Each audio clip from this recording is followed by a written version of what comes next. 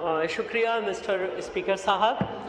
नया पार्लिमानी साल शुरू हुआ, लेकिन जो ख़ित्ते की तशवीशनाक सूरत हाल है, सदर मुमलिकत ने उसी से ही बात शुरू की। हमारे दो बॉर्डर पे बहुत टेंशन है। तीसरे बॉर्डर पे हम पाकिस्तान ख़ुद ज़रब लिल हक़ जो है वो ग़ज़ब लिल हक़ जो है उसमें मसरूफ़ है। और इसके साथ साथ मैं ये कहूँगी सबसे पहले अपनी स्पीच में कि दुश्मन काफ़ी कोशिश कर चुका है कि पाकिस्तान के लोगों में, पाकिस्तान की आवाम में तफरीक पैदा करे, चाहे वो इस्लामाबाद की सूरत हाल हो या किसी जगह की।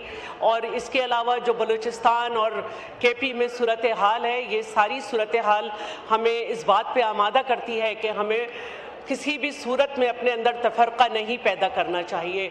इसके साथ साथ सदर मुमलिकत ने अपनी तकरीर का आगाज़ सैयद अली ख़ामेनी की शहादत से किया, तो मैं भी जो है उनकी शहादत पे सबसे पहले सैयद अली ख़ामेनी साहब की रूह को और उनकी कौम को जो है उनकी शहादत की मुबारकबाद देना चाहती हूँ। और मैं ये कहना चाहती हूँ कि आपका फ़ैसला वो फ़ैसला है जिसको वही समझ सकते हैं जिनकी दर्सगाह जो है वो करबला होती है।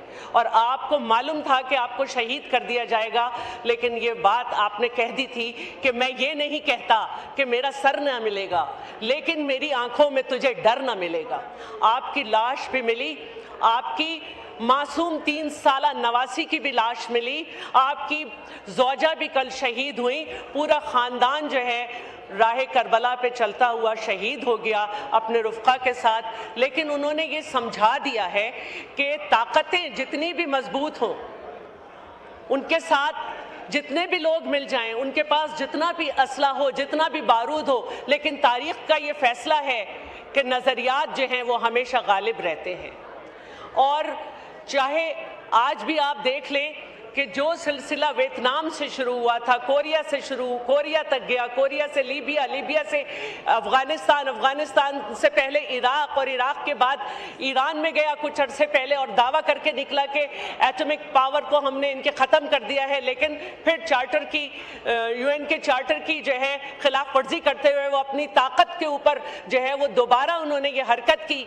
लेकिन ईरान के अवाम ने ये बता दिया कि वो ताकतों से नहीं डरते, वो अपने नज़रियात को समझते हैं। तो इस नज़रियात को समझते हुए जो लोग हैं, आप रिजीम चेंज नहीं कर सकते। ना आप वेनेजुएला में कर सके, ना आप इराक़ में कामयाब हुए, ना आप अफ़गानिस्तान में कामयाब हुए, और आप कहीं कामयाब नहीं होंगे। आपके अपने मुल्क से आपके नाकामी की इत्तलात आ रही हैं। तो मैं सिर्फ ये कहना चाहती हूँ कि हमें अपने पाकिस्तान में सबको मिलकर काम करना है और अपने मुल्क की हिफाजत ज़रूरी है। हमें कोई ऐसा काम नहीं करना जिससे हमारे पाकिस्तान को नुकसान पहुँचे। और यही आज का पैगाम है कि ईरान के साथ उनका नज़रिया है, उनकी इस्तिकामत है, और वो हमेशा रखेंगे क्योंकि वो ताकतों से डरने वाले नहीं हैं। और जो दावा किया गया कि हमें उनकी लाश मिल गई है, तो उसके मैं समझती हूँ कि वो लाश जिस तरह दिखाई गई, तो मैं समझती हूँ कि हज़रत अली ख़ामेनी साहब ने ये पैगाम दे दिया कि ए मुस्लिम ज़रा देख, मैं डरा तो नहीं हूँ, मेरा सर भी पड़ा है मेरी दस्तार के साथ। और ये सर इतना कम कीमत नहीं है, ये इतना कीमती सर है कि यहूदी रब्बी ये कहता है कि हमने खैबर का बदला ले लिया और एक अली और मार दिया। तुम जितने भी अली मारो, हमारे घर से हर वक्त अली निकलते रहेंगे, क्योंकि हमारे जिस्म की जो कमिटमेंट है वो पाकिस्तान के साथ है, लेकिन हमारी रूह का